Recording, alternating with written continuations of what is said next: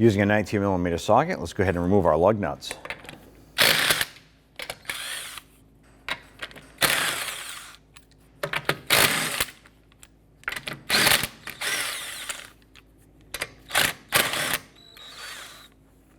With the lug nuts removed, remove your wheel, set that aside.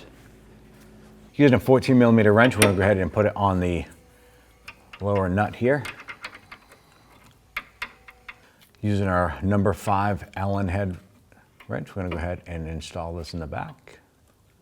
We have a little bit of rust buildup, so we're going to go ahead and clean that up and get that in there. So we soaked it down in some rust penetrant. Let's go ahead and try and loosen this nut here.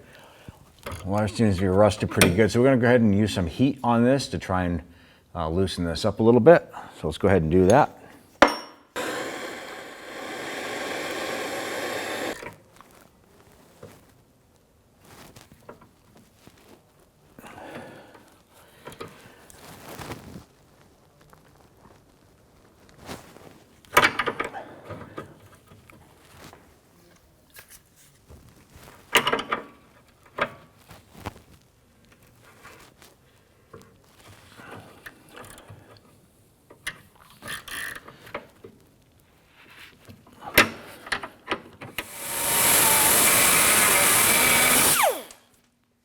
Use our 14mm wrench to go ahead and loosen the upper sway bar link bolt, or nut here. I'm going to switch over to a 1/2" drive ratchet and socket.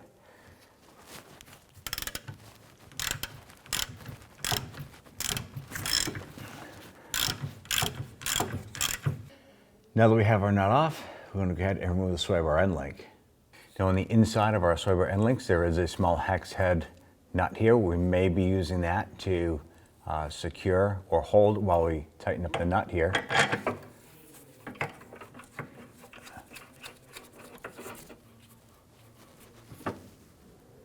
We're going to use our 14mm thin wrench on the inside and tighten up the nuts.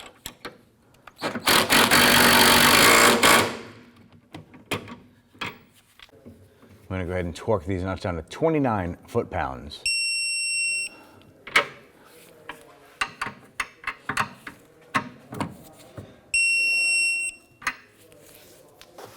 Let's go ahead and install your wheel.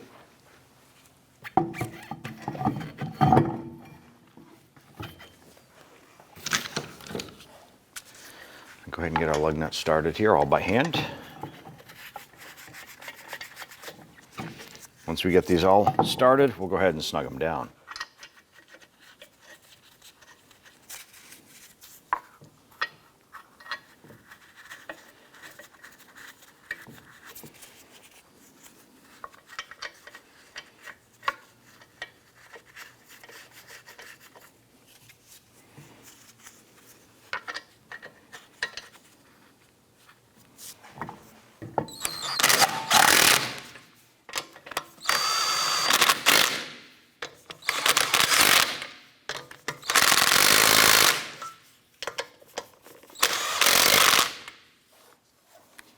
Go ahead and torque down the lug nuts to 80 foot-pounds.